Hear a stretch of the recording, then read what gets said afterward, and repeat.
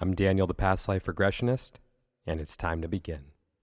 Lift off and the clock has started. 3, 2,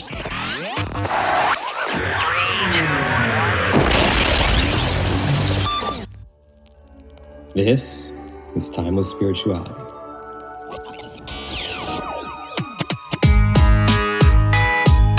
Enjoy Utility Time.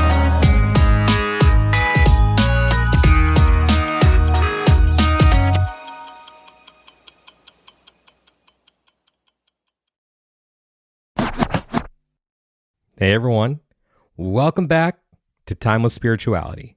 This is the next episode in the Somehow I Made It Through series. So I wanted to change things up a little bit for this one, and I wanted to infuse a little bit more of a lighthearted approach because we had some somewhat heavy episodes for the first two, and we're going to kind of shift back in that direction for the final two episodes of the mini-series. So this one I wanted to, like I said, just change things up and see how can we look at a very serious topic through a lighter set of eyes.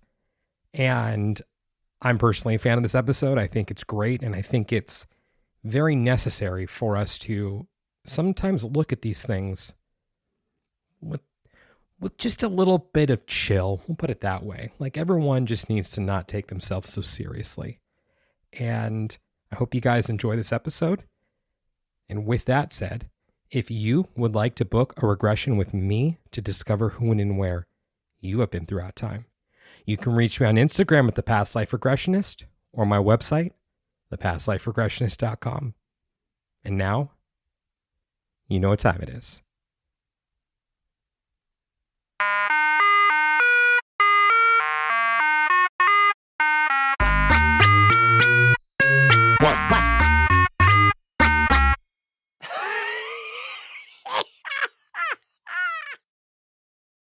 Mike, thank you so much for being here today. How are you doing? I'm doing good. I'm doing great. I'm so disappointed that this is just going to be released as an audio because I'm so handsome. This is going to be fun today. You are handsome. I'll paint the picture for everyone. Mike is in his mid 60s, but looks like he's about 49. And about 49, right? 49 and a half. 49 and a half, yeah. And you wear it well. So thank you. I think you look better than me at 37. The Golden Bachelor. The Golden Bachelor guy is 72. He looks like he's 49, you know? He's looking good. Yeah, I think, I have to be careful of what I say now because the audience is predominantly female. But since I have a male guest right now, you know what? It's in the interest of not caring what we're going to say. You know, we're lucky. We kind of get, more wise with time. We'll put it that way. So before I've alienated all of the audience, are you ready for the first question? Yes, I am. Yes. Shoot. Is that offensive? Shoot. Yeah, I've said worse, but it's okay. Yeah, before we dive into the first question, I just want to give a little different introduction for how I met Mike. Mike was one of my writing instructors back in my television writing certification program. So he has helped me so much with story structure. Above and beyond, story structure it's just so necessary. And as you guys are listening to the Mirror of Time series right now, you'll notice that there is a flow of structure. And Mike hasn't listened to it yet as we're recording this in late November of 2023. But Mike, I just wanted to thank you for helping me with story structure because I hope that the audience is enjoying it at this point because I have a good solid beginning, middle, and an end. And you know, the beats are so important. So that's how I met Mike. And that was about 4.5 years ago. And yeah, so thank you, Mike. Thank you so much. I do it. Yeah, I'm being cheery, but it's weird to be like so appreciative and thankful for story structure. But as a writer, you know, just thank you. With joke writing, my career has been writing jokes. And boy, is there a beginning, a middle, and an end, you know? And the key is I know the ending and you don't. So everything else is a head fake, you know? One other quick thing I want to talk about with regards to intuition and trusting your gut. When I took your class, I wasn't originally intending on taking it. I was going to be going on to pilot writing. And for those of you who are unfamiliar, pilot writing is the first episode in a TV series. But I liked the title of the course, which was writing funny comedic dialogue that doesn't suck. Did I get that right? Yeah. And how to write funny, compelling dialogue that doesn't suck. And my whole intention for the program was to really fine tune my writing skills with pilot writing. But there was something about that class and looking at it and that title that felt right to me.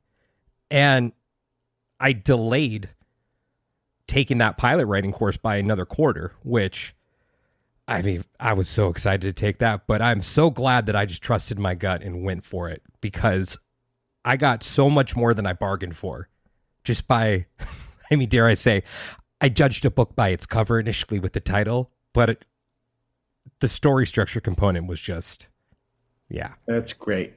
Just such a game changer. Yeah, and I try to make all writers 10% less sucky, and I think you achieved that. Well, thank you.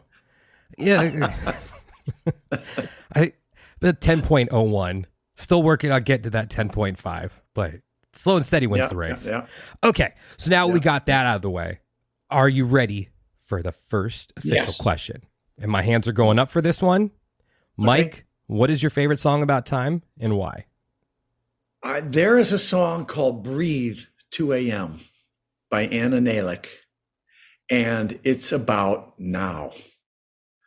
It's 2 a.m. This girl's having a problem, and her friend is giving her advice. Anna's giving her advice, and it's just breathe. Take a breath. You are here now. And I like that more than all the songs I've heard about time always being a past thing. I mean, obviously it's a past and future thing, but when you ask me the question, I think of that song about right now. I'll have to check that one out. So with that, my hands went down because I've never heard of the song before. Therefore, I have no idea. You've heard it 100 times. She's like, just breathe, just breathe. Yeah, all the women in the audience know it. So get on board. What are you saying, Mike?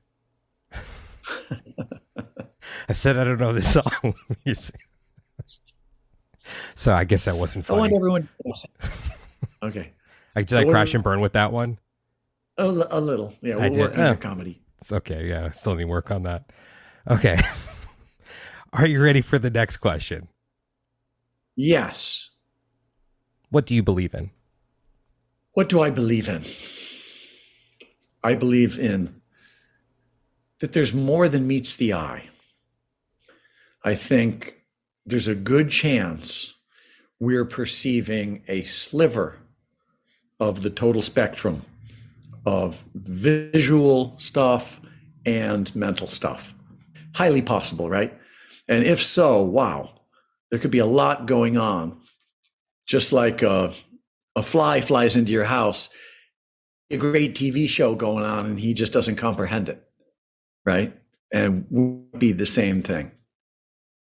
There's something going on and we don't know. So I just like I'm kind of agnostic about a lot of things, except for really honoring the agnosticism and the ignorance of not knowing what's going on. I like that. Are you ready for the most difficult question I'm going to ask you today? I'm hoping it's hard. That was easy. Who is Mike? Wow. Who is Mike? Mike it's so funny. My whole life, it's been Mike is a writer, like that. My resume is, I am my resume. But more and more, I'm a life force. I'm unusual. I'm very alive. I'm fun. I'd rather be fun than funny. My whole life I've been trying to be funny. But when I really look at it with interacting with people, it's to be fun. and make moments more fun. If that makes sense. It's different than just being funny, you know. I'm grateful, and that's why I kind of light up and perform a little bit when I talk to people, because I'm always grateful for the opportunity, the moment, right? The now. When did the shift happen for you from funny to fun? But it's a really good question.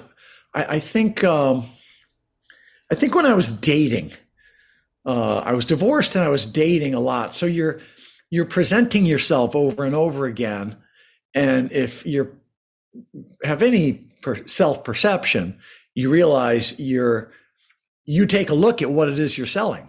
You know, who am I question really comes up when you're dating, right? Because you have to decide how to package this thing that is you. And my initial instinct was, you know, to lean so heavily on the funny and the resume and stuff. And I learned pretty slowly that it's like asking someone a question on a date is more impressive than impressing them. You know what I mean? Like, to be present and to be fun is different than, you know, you can have them laughing all night, but that's different than a true connection. And so I would say when I was dating, I came to learn more about myself. I don't know what it is, but packaging the who question, who is Mike, as opposed to tell me more about yourself, there's almost an existential component to it.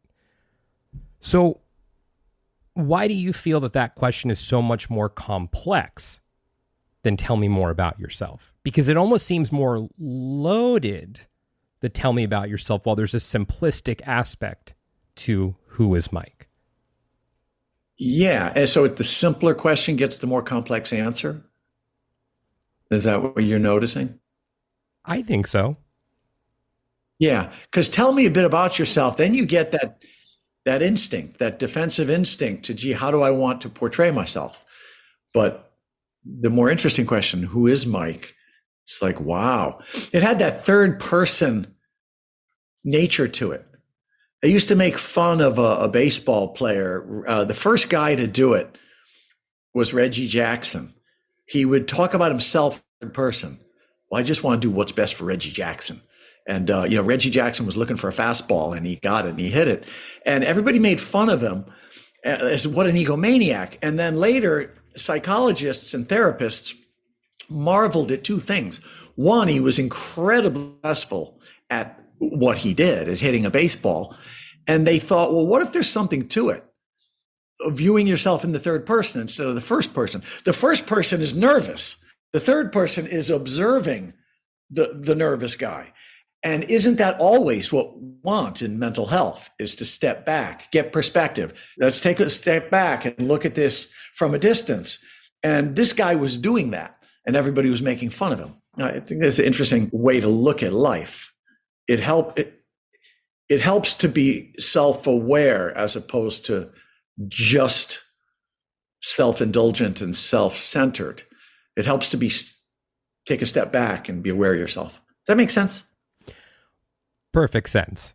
And I think that really segues perfectly into, I mean, do I dare tease it a little bit? Your approach to the subject at hand is a level of self-awareness. So with that said, why is it that you're speaking out about mental health? Two reasons.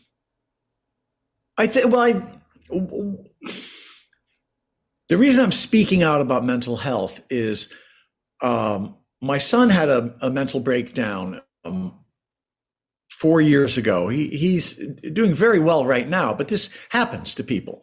And I've just seen the stigma. I saw his embarrassment, my embarrassment. I saw it. I didn't just see it, I felt it. And I'm fascinated by it. I think about with mental health, if I had a shoulder injury or elbow injury, I could almost brag about it. You know, I was playing tennis and I, hurt my shoulder, but now I'm doing this and I'm doing that. whereas people are much more reticent, not willing to discuss mental health issues. The mental health issues are more common than shoulder and elbow injuries. They're more interesting than shoulder and elbow injuries, but they've always been kind of shameful and embarrassing. And I'm speaking out about mental health because the more people who speak and joke about it, the more it will become totally acceptable, as it should be. It really reminds me, in my lifetime, I've seen homosexuality go from shameful and embarrassing to whatever. Who cares? Even if your kid is gay or your best friend tells you they're gay, like, who cares, right? But that's a new development. That isn't how it was when I was young. And so the same thing is starting to happen with mental health issues. Like, you find out a friend is bipolar and they really should be taking their meds. What do you go? Oh, that's how embarrassing. No, you're like, wow, tell me more. It's just totally fine, right? So that's why I speak out about it.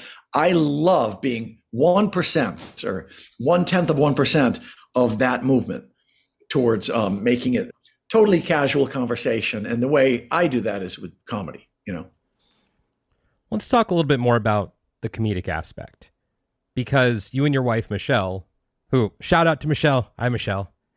Sorry, I'm a big fan of Michele.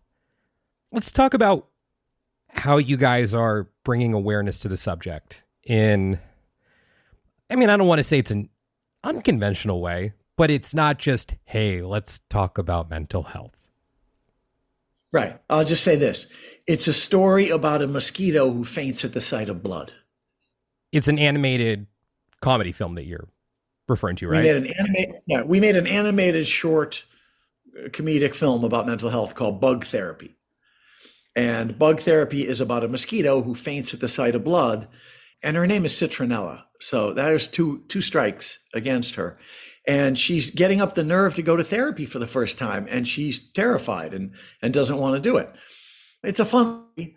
The therapist is a pill bug named Dr. Pill, and Dr. Phil played Dr. Pill, and Megan Trainor is Citronella. And then you have Jay Leno as a fly who has OCD and can't stop washing his hands. Hey, you don't know what these hands have been. We think we do.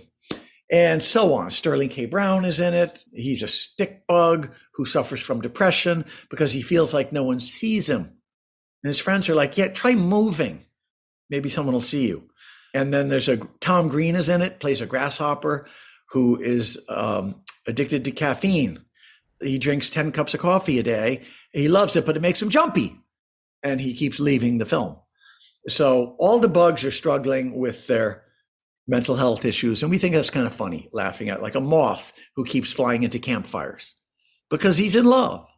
And they have to explain to him, that's not love. That's not good. And so on. You get the idea.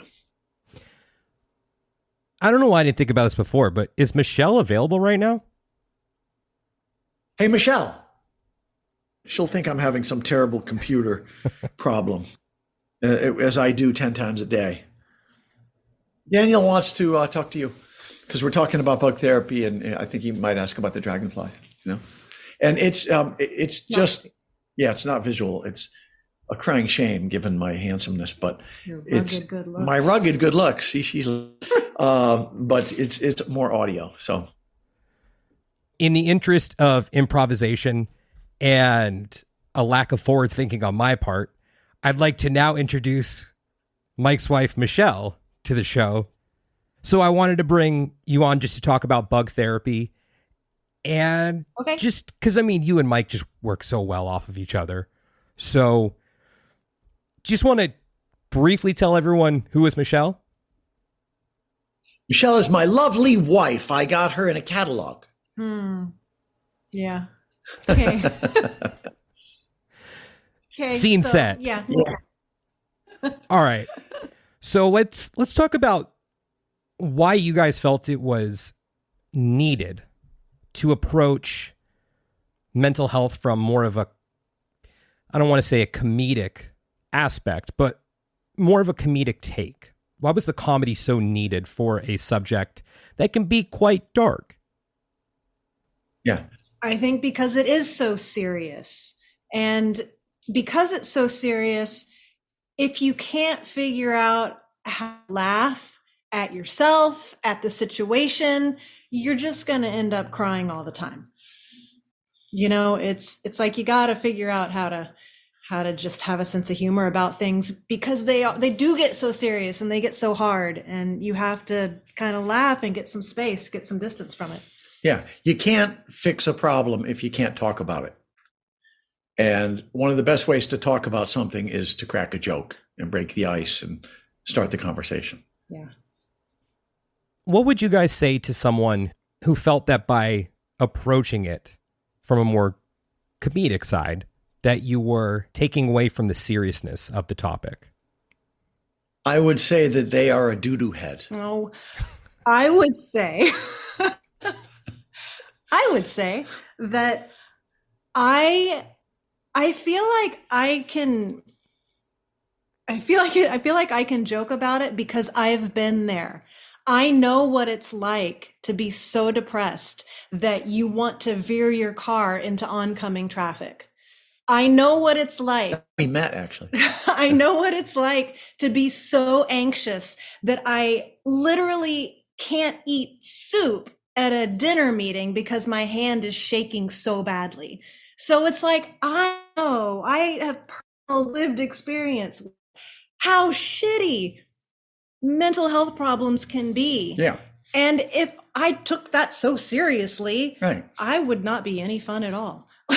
Yeah, and I've visited my son in a psych ward, which is not something most dads brag about. But having done it, I'm qualified to joke about it because there are funny aspects of it, and it's just that simple. If you can't joke about it, you probably can't even talk about it, and if you can't talk about it, you can't fix it. So and having a sense of humor about it helps me to not take myself so seriously.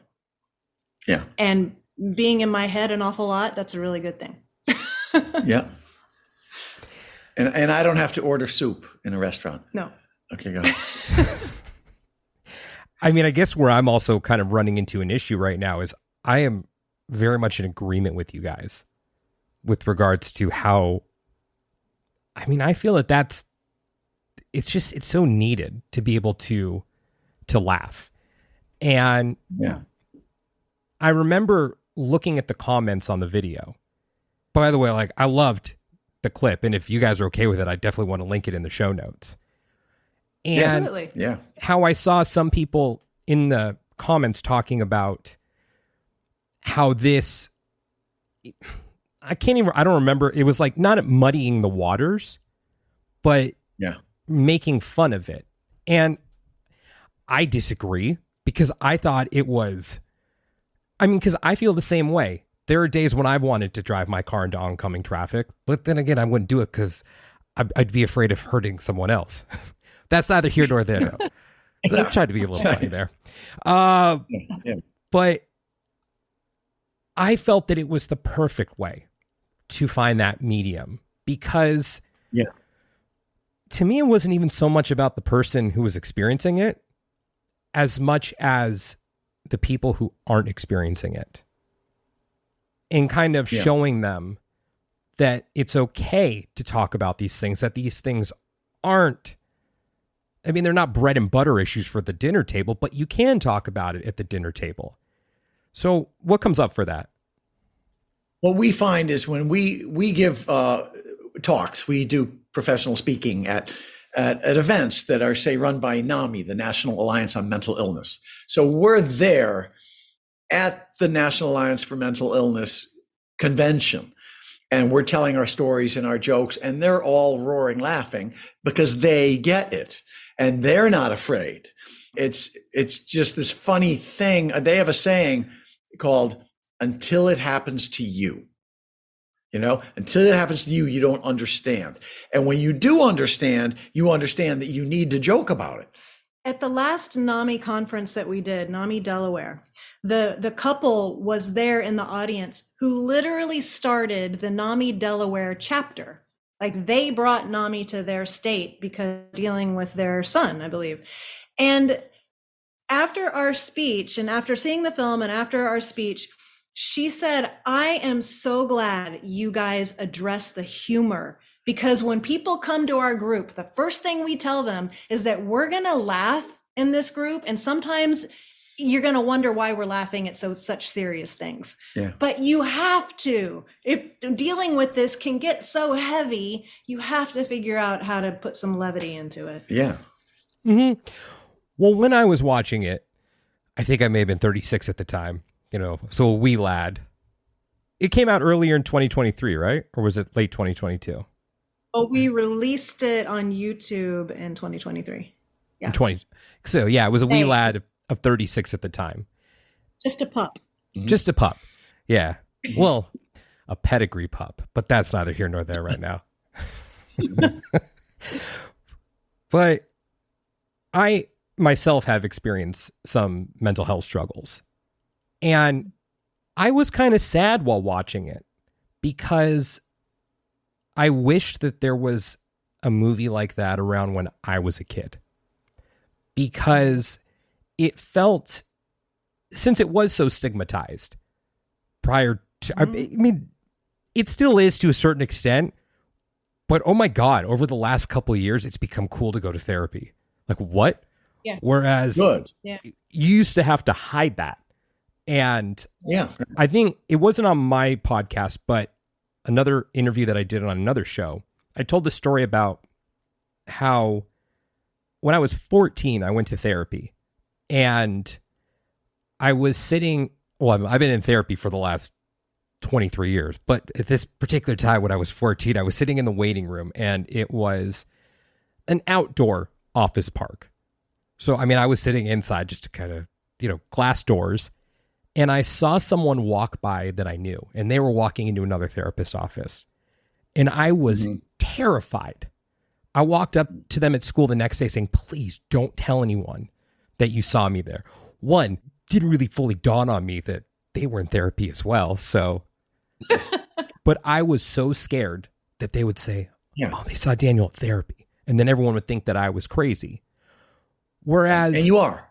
Well, yeah, thank you. I mean, that I kind of wear it as a badge of honor now. Exactly. Back then, not as much. Yeah. But had that movie been around when I was a kid, I feel like it would have been more encouraged to talk about mental health and to not feel like it was such a stigma. And Right. I don't know if that would have been the case had it been a movie that had some more weight to it as a child and made me cry. Right. That would be heavy and a downer. Right. That's not going to make you It's feel not going to good. help. Yeah. One question I do have for it, with regards to the setting, was there a fear that having everyone laugh at, I mean, it almost sounds silly saying it coming out of my mouth right now, that having everyone laugh at Citronella for being afraid of seeing blood because she's a mosquito, that it would deter people from wanting to share because of or was it that it was so over the top that it's a mosquito? Because one of the things that I always tell people is you may cry at the sight of a toothpick breaking, and I may think it's ridiculous, but it's real to you. There's a reason why you cry at the sight of a toothpick breaking. So I'm still not on par with a mosquito afraid of blood. But do you guys know it's like a horribly structured question, but do you know what I'm saying? Yeah. Were we afraid that people would object to the fact that all the other bugs laugh at her when she finally reveals her secret? Is that the question, or is it something else? I think that was kind of what I was getting at. We did that, but for a couple reasons. One is it's funny. Every time we tell that joke, it gets a laugh. I don't mean 99% of the time. I mean every time it gets a laugh. It's a story about a mosquito faints at the sight of blood. So she's afraid to say what her problem is. And when she finally says it, it just wouldn't be, look, if they don't laugh, it's a fake bullshit story that's like an after school special that your mom tricked you into watching. And look, now it ends in a group hug. No, that's not real life. They laugh because it's funny. And guess what? She lives. She's not fragile. Well, one of my favorite things in the whole movie is after they laugh at her, after the grasshopper comes back and laughs, the second time, he's like, "You're a mosquito and you faint at the sight of blood." And she goes, "Yeah." And she like smiles for the first time, fully accepting who she is. He's like, "Yeah, this is me." And she's okay with it finally. Yep. She is not fragile. She's strong. Being afraid of being laughed at, that's shame. That has to go away. You have to not be afraid of being laughed at. It doesn't kill you. Comedians get paid millions of dollars to get laughed at. So it's just, we knew some people would object, and we did it anyway. Yeah. Which I think is really important because I will say this. We have not gotten one objection from an insect.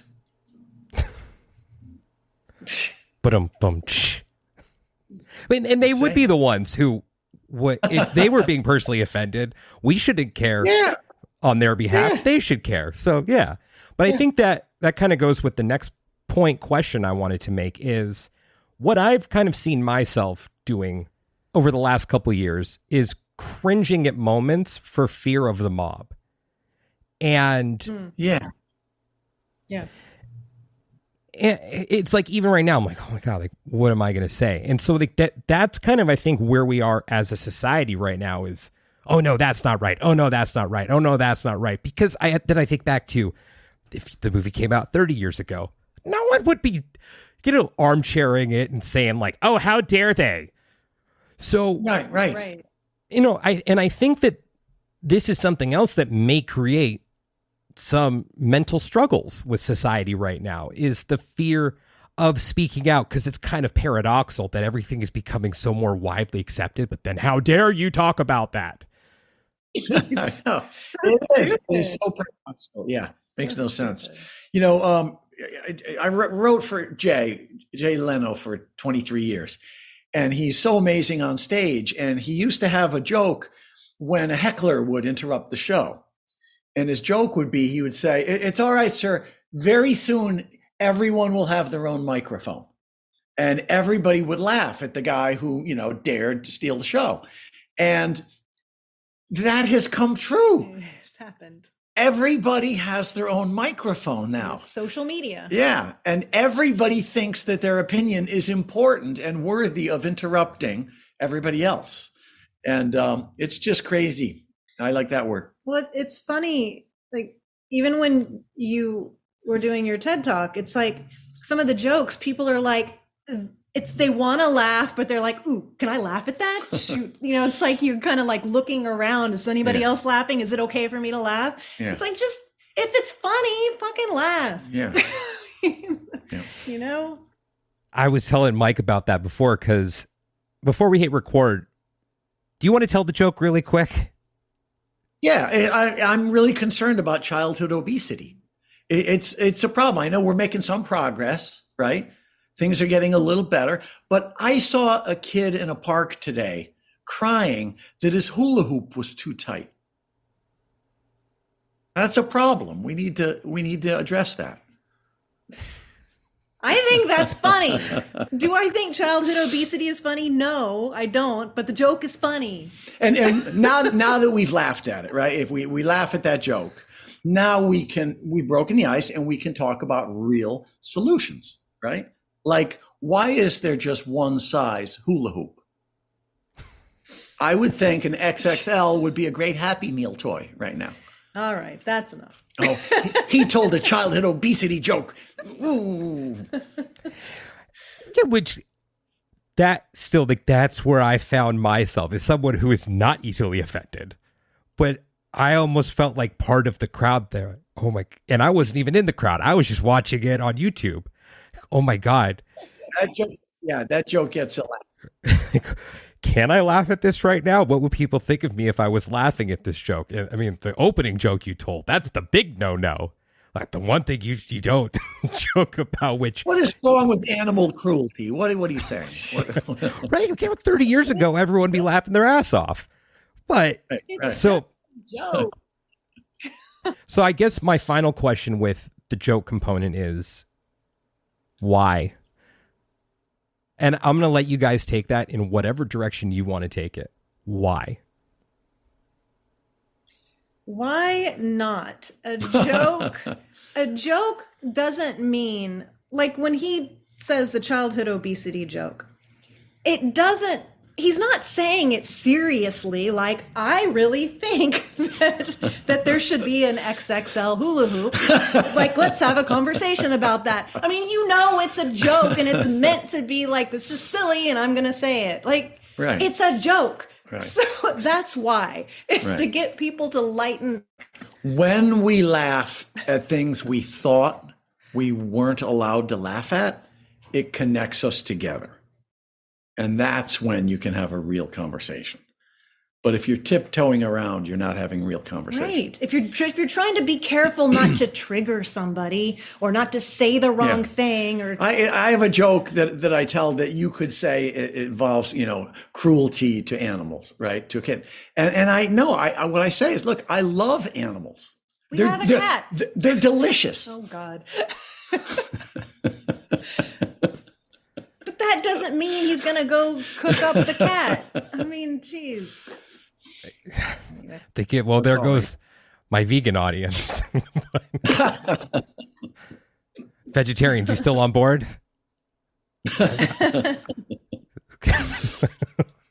So yeah, I would agree with you guys. So I loved it was so cute, and I hope everyone goes and checks it out because it was something else. All right, you guys ready to play the new game that I've incorporated into the show? Yes. Ooh. Yes. All right. So since there's two of you, who wants to go first? Do I have to take my clothes off? I want to. Stop. Can I laugh at that? I don't know.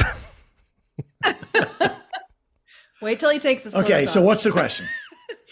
Well, that's what's going to be fun right now.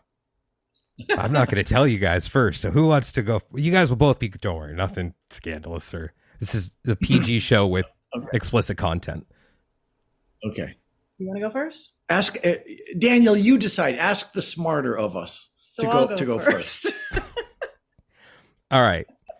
So in this bag, I have 4 different periods of time. So this can be completely random. Okay. And I like to maintain the integrity of the game. So you see that I take my hand out as I swirl it around. So okay. What if I don't know the... So Michele, how have you grown in the last year? Well, this last year has been really tough. And sometimes I feel like I'm going backwards. But how have I grown? God. I feel like we've gotten our ass kicked a bit this past year, and it has been an exercise in perseverance and communication and having each other's back and rectifying, doing what you can do and letting go of what you can't do or control. Mm-hmm. So controlling what you can and letting go of all the rest, and really managing stress and being grateful and thankful for all of the little things that you do have. So how's that? I like it. Okay, good. Mm-hmm. All right, Mike, you ready to play the game? I'm ready. All right, hand out, back in, hand out, back in. So you see, maintain the integrity of the game. It's very important. Nothing shady right. here. So, Mike, how have you grown in the last week? Ooh, in the last week. Last week.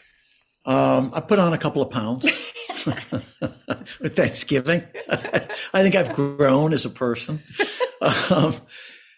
I've really had a really good week of growth. I know. I was meditating. Yeah, I've started meditating, And I've been sleeping without any sleep aid of any kind, aside from melatonin. So I'm really optimistic that I'm on a nice turn. I listened to not a podcast, but some recording of a scientist talking about the benefits of meditation, the scientific benefits, like to really appeal to my left brain and really convince me to do it.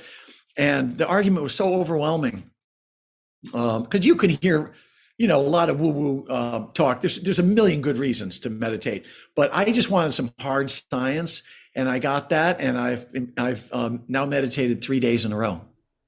I think that's a record. I don't know that Gandhi ever did that. Yep.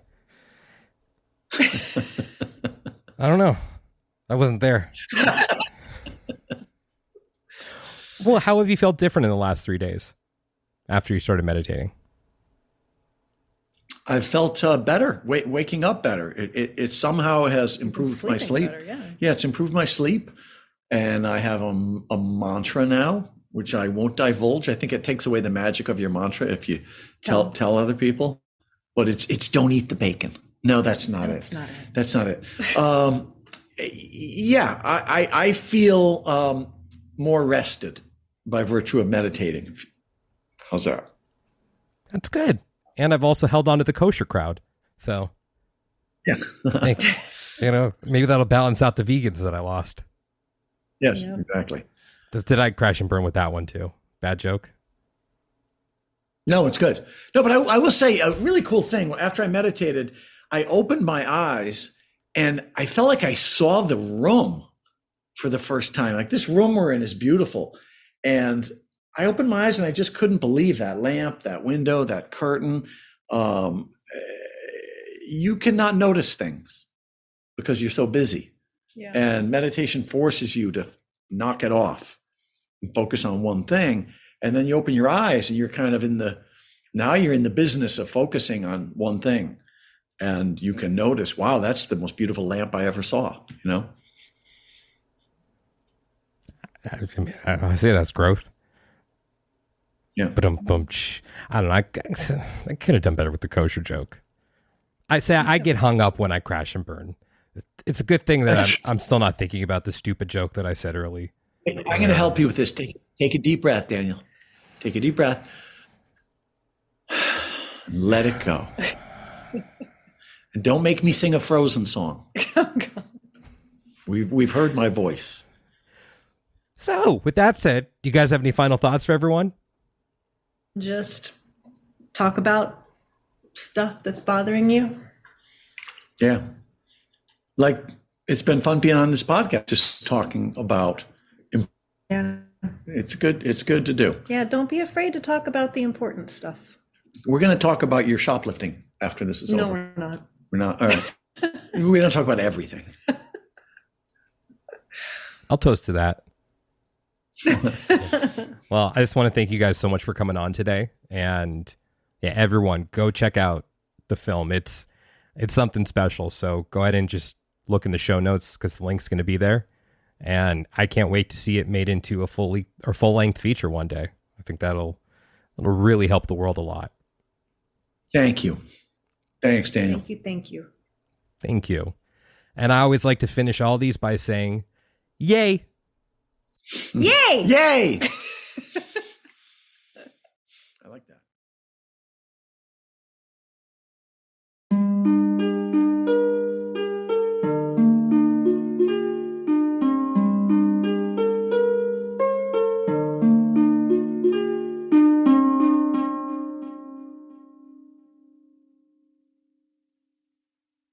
Hey there, I'm Ediber, an empowerment coach for creatives and soul searchers. If you're struggling with self-doubt, want to find your purpose, or you're feeling stuck, this month I'm giving away 30 free coaching sessions. I know that sometimes the hardest thing is to take the first step. I've been there myself many times, which is why I hope you will take advantage of this offer. My goal is to help you get clarity, direction, and accountability so you can begin to transform your dreams into reality. Send me a message at rekindleyourlight@gmail.com or find the link in the show notes to schedule your free session.